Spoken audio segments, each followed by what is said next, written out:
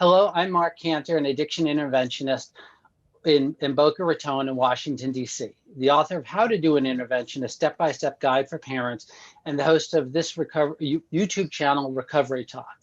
If you're new to this channel and want to stay current on all things recovery, please hit the subscribe button now. On today's episode of Recovery Talk, I have the pleasure of speaking with Austin Davis. Austin is the founder and CEO of Clearfork Academy in Fort Worth, Texas. Clearfork is a Christ-centered residential addiction and mental health treatment facility for adolescent boys. In his profile, Austin says he enjoys working with difficult clients who challenge his heart and clinical skills. Austin has a bachelor's degree from Lee University and a master's in mental health counseling from Pentecostal Theological Seminary in Cleveland, Tennessee. That's not the Cleveland I'm familiar with. Yeah. Austin lives with his wife, Carolyn, and their 3 children, a boy and 2 girls, correct? Yes, sir. Thank you for joining me. Oh, well, it's a pleasure, man. Thank you. Hope you have sunny days out there in Florida.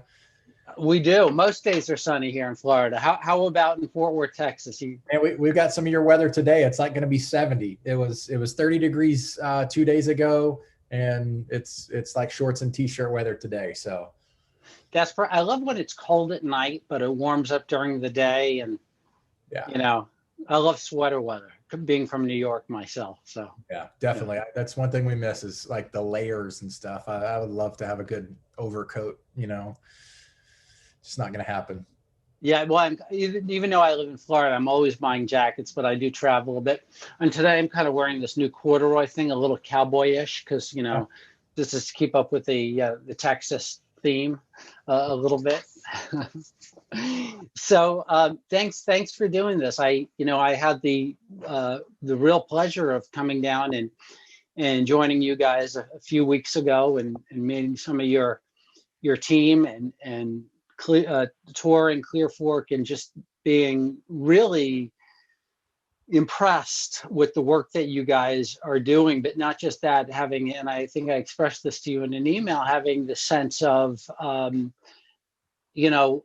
longing for more. Being at Clearfork and interacting with you and everybody made me feel like, wow, I want to be part of this. I want more of what you guys have. And it was a great thing. So, but just to get started, tell me about your journey. How did you get from, how do you get there, from there? How did that happen? I'll give you the floor. Yeah. I mean, well, you started kind of with my bio education wise. I really thought I was going to work in the 4 walls of the church for my whole life. At about 15 years old, just really felt called to work with teenagers. And so I worked at the local church and, did service opportunities, and I was an athlete. So did a lot of different things. And so that led into undergraduate degree, and then graduate school. I was in a seminary. Still, I was employed sort of part-time working with youth in the church. And then I was going to school full-time and then doing construction. And everything I was doing working with families was counseling oriented. And so I had taken a little bit of counseling classes, a little bit of psychology, and I was leaning on that stuff more than I was my Bible and theology type of stuff. And so, I went to my dean and said, hey, look, I feel like I can use these skills better in this capacity. And that makes me be a little bit more who I think I'm designed to be as well. And so, yeah, man, I flipped the switch and instead of going like church route, went more therapist route, and led to about 5 years of public mental health, like psych hospitals, institutions, case management, just grinding it out, putting all those educational skills into practice, because you saw major depression and bipolar and schizophrenia and disassociation. I saw it all like within 4 years of sitting in a psych institutes. And so sure, that really led to joining a new team of adult treatment providers. And so I was clinical director, really got to build curriculum from the ground up and really put my thumbprint on that, working with adults. And so I'm not in recovery myself, but those principles of recovery. I love the 12 steps. My big book is like right here next to me at all times because I want to grab it and I want to refer to it. And so I can apply those things in my daily life. I struggle with control. So like every single day, I know I wake up and if I have to surrender that, who can help me surrender? God of my own understanding. Who's my God of my own understanding? Well, I went to seminary, so I could figure that out. So, and it progresses through the steps. So, for about 6 years of doing that, man, I kept coming back to this like really big question. I'm sitting in front of a 30 or 40 or 50-year-old, and we're going through, their history and sort of just all the things that have got them stuck of why they're in my office today in adult treatment. Mm-hmm. And 99% of it goes back to when was your parents divorced? Well, I was at 13. When was, when did you get bullied? Well, I was 11 or 12 or 13. When did, you have a sexual trauma or a big T type thing? Well, I was 15. And just on and on and on and on, these very sort of pillars were established that hold up the recovery, the substance use, were built back then. And so they've been harboring this thing for 20 or 30 years. And as men, I know that we're resilient and we overcome stuff. And, right. And so I can be bigger, smarter, faster, or than my pain. And it doesn't catch up to me until I slow down in this part of life, maybe where I've reached the corporate ladder. And so now there's nothing else to conquer. And so I'm just pounding the vodka or whatever it is. Yeah. So that really just, I call it sort of my entrepreneurial seizure, or, come to Jesus moment, whatever it was like, okay, I want to revisit my work with adolescents, because that's where my journey began. And so, we at Clearfork, I get to do, really my two passions is really do good clinical work and then do some faith development and more of like who the person is, not just what they've been struggling with. And so we get to really smash those things together and do a 13-week program with our kiddos and really hopefully, and I say this kind of in jest, but lower the census at some adult treatment facilities, in the future. Yeah. But for sure. Yeah, that's kind of the short story, man. There's a lot of blips on the radar between then and last decade. So what do you mean you wake up in the morning and you struggle with control? You feel like if you just hold on tight enough, where you work hard enough, things will go a certain way. Oh yeah, man. I mean, you just read Bill's story. Instead of coping, with substances, I just control more. I work harder. I think that I'm the answer. I'm the solution. That thing that runs in your head. Let me rephrase it this way: the thing that runs in my head. Right? We got to use the right pronouns. It is always that thing, right? And so it drives emotions like fear and anxiety. Because I know I'm not in control. I know step one says that I'm not in control. There's something greater than myself that is in control. And so I wake up every morning, I have to do my meditation and devotion and say, okay, I surrender. Whatever the census is, I surrender that many kids. How many of employees we have, I surrender that many folks, because at the end of the day, I'm not in control. Yeah, no, I completely know what you mean. I feel myself getting, very anxious about, I get calls from parents all the time. I get calls from families all the time. And I think, wow, this is really actionable events they've got going on, an arrest, an accident, an OD. You need to take action. And then I don't hear back from them. I say, well, what could I have done different? Well, how could I have persuaded them different? Was it my price? Was it? And the truth is, it's just not in my control. It's not, so whenever I remind myself that it's in God's hands, I start to calm down a little bit. But I do have to be reminded on a daily or a many times a day basis. So yeah. You're correct. Yeah. How many kids have you treated at Clearfork since opening? Oh, we're probably close to the 500 mark. This is year 4, closing year 4. So, close to 100, 125 a year. So yeah, it's getting up there. There's quite a few kiddos. Wow, that's becoming quite a resume. And and when I was there, and people, and I'm going to put a link to the website and your bio and everything in the when I publish the video. And I think what people will see is that it's a really beautiful property. Yeah. Yeah, there's it's a feeling of peace. It's a feeling of serenity there. What's the story behind the property? Well, I mean, the short long story is when I was doing those hospital journeys, I was living in Tennessee and I moved back to Fort Worth, and I again work in psych hospitals and stuff like that. I actually, with my construction background, worked on our property. One of our houses, the owner was having it remodeled, and so I show up with like a hoodie on and cargo shorts. It was kind of one of those nasty fall days. And I, hung TVs and structured wire and put in plugs, and like I was doing grunt work on one of our houses. And fast forward about 8 years later, it was up for sale, and the family had moved off of the ranch setting and needed to move into town because it was getting too much. And so the guy I did the construction with hooked me up with the owner, and we, he saw what we were doing, and so, yeah, over a cup of coffee, we struck a deal on a paper napkin, and he now is partner, and I operate day to day and stuff like that. So it's been a really cool journey. And one of the things that they said when they lived here is we just kept building things. We really didn't know why. But we just thought, hey, this building needs to be here. Hey, we need to remodel this. Hey, we need a 9,000 square foot metal building. We call it a barn, but we were able to repurpose like everything that they built a decade ago. We've been able to institute some sort of intervention or modality or place for kids.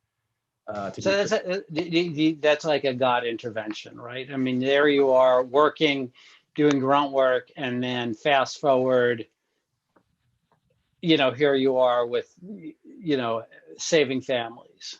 Yeah, 100%, man.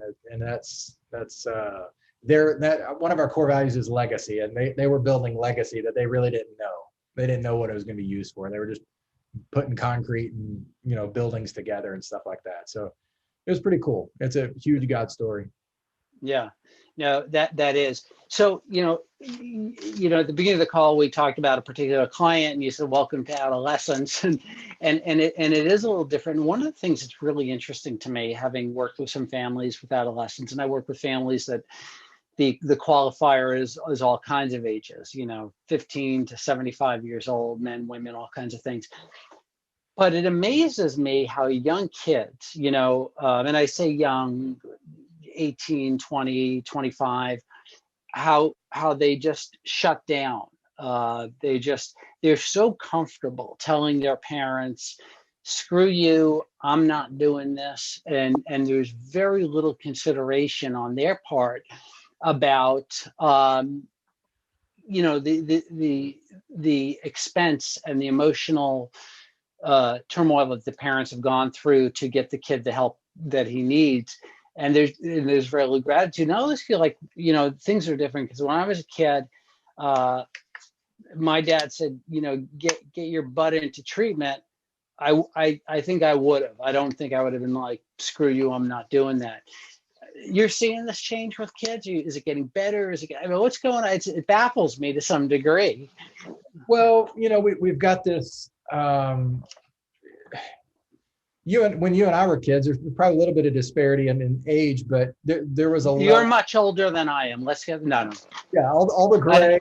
About 10 years ahead of you, I think. So yeah, but I think you and I had a different. We lived in a different world, right? There was not a smartphone. There was not a computer everywhere you went, and so you had to have a person in as your co-pilot or something. Somebody was always there to guide you.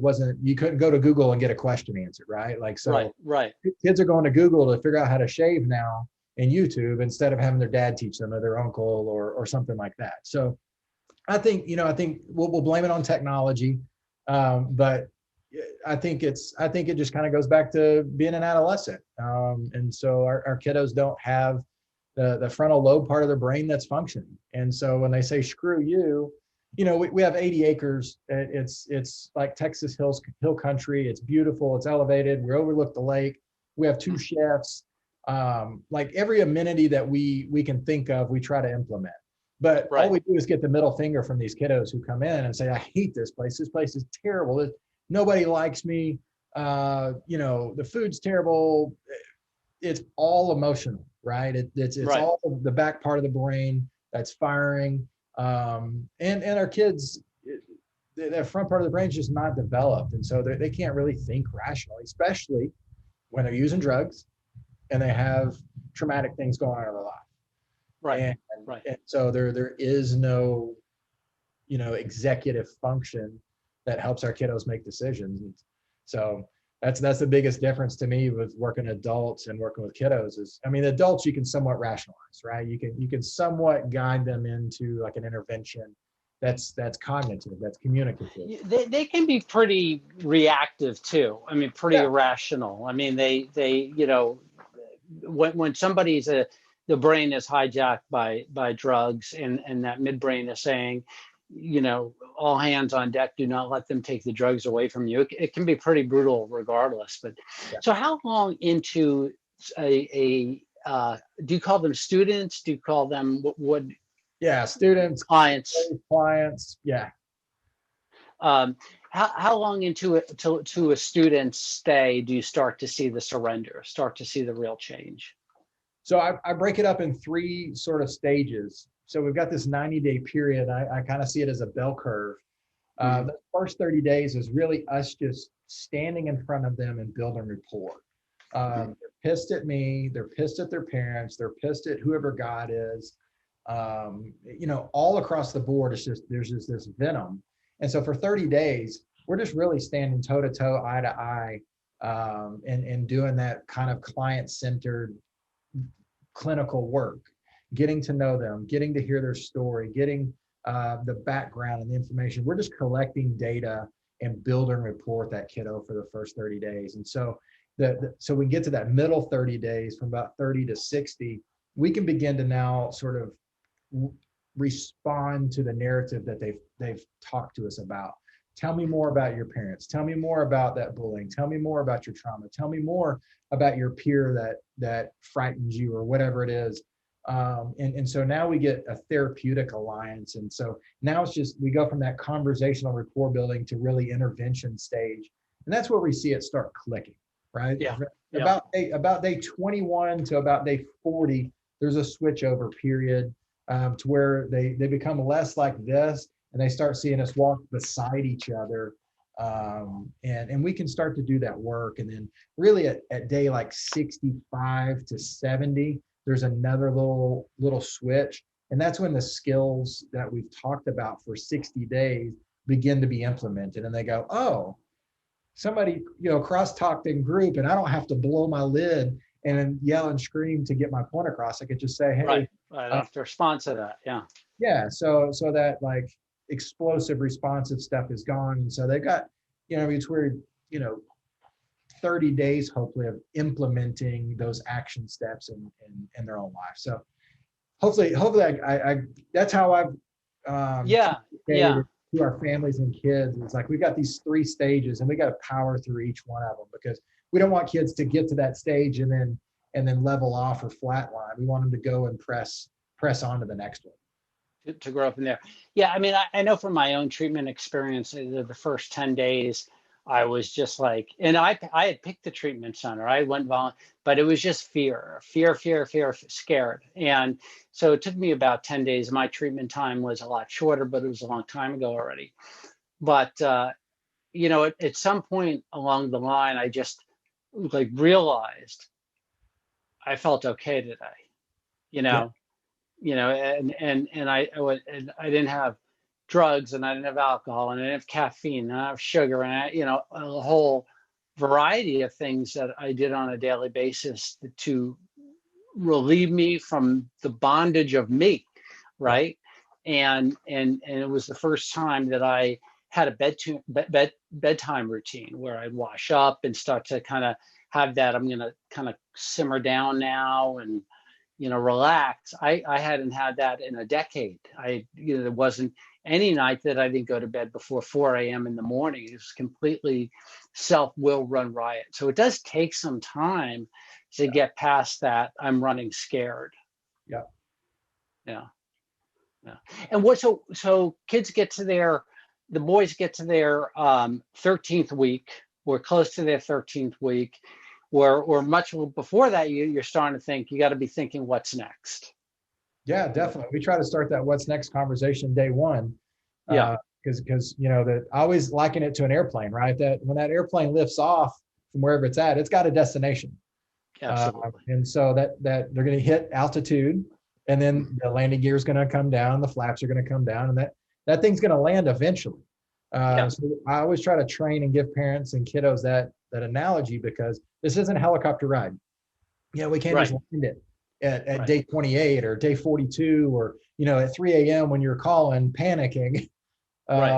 So we try to have that conversation early and often, and we're really just trying to figure out, where's this kid located, what are his needs, and then how can we connect those needs back into the community. So if he's coming from Florida, right, we're calling you and we're saying, hey, here's what we've seen. Here's his psyche file, here's his treatment plan, here's going to be the discharge summary.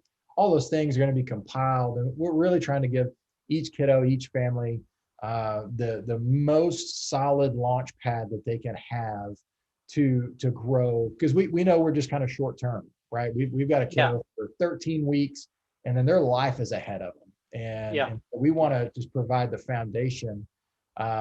We're really just kind of the exit ramp, right, to this new journey, and they're onto this journey. So we're just trying to assess. We can do some extended care stay on our campus if we have to. We have families, need that from time to time because their kiddos in a weird area, just age or demographic or needs. So we just try to do what's best for the client, and make sure that we can stay in compliance and treat them with excellence. Yeah, there's got to be systemic change. You can't just, you're not uninstalling a piece, having it rebuilt and reinstalling it. I mean, the whole family's got to change. Everybody's got to change. Yep. To make it work. One of my catchphrases that I hate, as parents are just like, I just want my Johnny back. No, the Johnny that you put out is the one that got him here. So we're going to get the new and improved Johnny. We're going to unbolt some things and bolt some things back on and get them out. And sometimes moms look at me like, what? No, I want, no, because your baby's gone. That paradigm has shifted, and we can't look at Johnny the same way, because we can't undo some of those things. You can't undo an overdose or wrecking the car, or a lot of those things. Those are shifted. You can't unring that bell. Yeah. I think it's, go ahead. I'm sorry. No, go. No, I think it's harder for kids than adults. I know for myself, I was 32 when I got treatment. My wife was taking my then 2-year-old daughter and leaving. So I had a lot of incentive to get my act together. And I wanted to. But for kids, I think it's a little bit harder because they don't have the things to lose yet. Absolutely. That's the hardest thing. And we do a lot of like logotherapy, trying to get kids to identify value, purpose, and meaning of what has anchored them, because they don't have anything that's anchored them in a relationship, because all the relationships are on this like stupid phone. Exactly. So the interpersonal relationships, we have some kids that are athletes. And so I had a talk with a kiddo the other day, and like a high performing athlete. And so getting back to that level of engagement, that level of aptitude as an athlete was really important. And he couldn't get, it was like, here's my life, but here I am as an athlete. And I was like, okay, let's smash those things together, and you just act like the athlete in real life and you'll be okay. And it was kind of like, I never thought of it that way. So we have to really attach, because our kids are so detached. They disassociate, as it's like a sixth sense for them now, because nothing's important. I'd rather go to jail than be here. Okay. I've heard that. So they've never been, when they say that, they've never been to jail though. No, never. They have no idea. We'll just get them a bus ticket, let them go hang out, like, Yeah. that's, we have to call their bluff sometime. Yeah. I had a kid that called his mom crying, and, 25-year-old, and said, Mommy, I haven't had a good steak in months. And this kid previously thought he was a gangster. And so she calls me. Turns out they had steak the night before, but but they try to, I always explain to parents about the blackout period, they want, or the value in not having your kid go to treatment locally, having them go far away, because we want to cut off the manipulation. We want to make it hard because it will get hard, and there will come a time when you say, screw this, I'm out of here, or it's too hard, I don't want to do this. We want to put as many barriers in place for them walking out the door as possible. Yep, definitely. Yeah, and kind of changing the dynamic between. But there's an amazing amount of manipulation that takes place. So there's a lot of things going on. Yeah. Wait, you got real quick a story. I about fell out of my chair the other day because about 2 weeks ago, I got this call from a mom, and she was just irate because there was a bug in somebody's food. And she was like, what is going on there? I mean, she was just reading me the riot act, just going down the list. And I was like, I will find out, I will call you back. Like, I will take care of it. Come to find out, her son had just totally manipulated the conversation. There was like a gnat that fell out of the sky and landed on somebody's sandwich because they were out doing equine therapy. And the mom, they were on campus, and she came to me and she's like, I need to apologize. Yeah. And I was like, hold on, what? I'm listening. Yeah. She was like, I was totally manipulated by my son, and I feel like a total ass. And I just want to let you know that, everything is good. And thank you so much for calling. And like, I was so happy and proud of the mom for doing the work and seeing it for what it was. And now being able to move forward for her and the kiddo is going to be super good. Yeah, that's good. And I get those calls too, where they say, oh, he's has no friends. It's horrible. It's terrible. He hates it. And then I'll call the treatment center and talk to the therapist.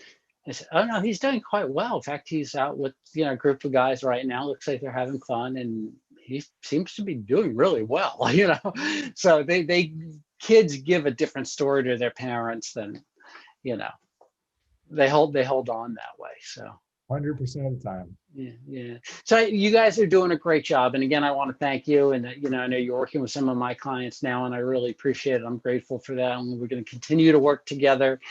And I'm really hopeful to see the finished product, or at least the initially finished product that, but thank you. And I'm glad we had an opportunity to connect. And I think you're doing really special stuff. And like I said, being there really inspired me, and I wanted to connect with you on a deeper level. So, well, I'm grateful. The words that we had sort of in transaction that day have impacted me, and thank you for your willingness to share that with me. And I don't always think about what the work we do and how it affects other people. So that was great. Thank you so much for that. That's one of those nuggets that I'll hold on to that helps me get up tomorrow. Yeah. No, we got to hold on to those. So. Yeah. All right. Well, thank you. And the story is to be continued. Absolutely, man. Enjoy. Merry Christmas. Merry Christmas and Happy New Year. Enjoy your kids and your family. And likewise. Yeah. Take care. Thanks, Austin. Bye. Bye-bye.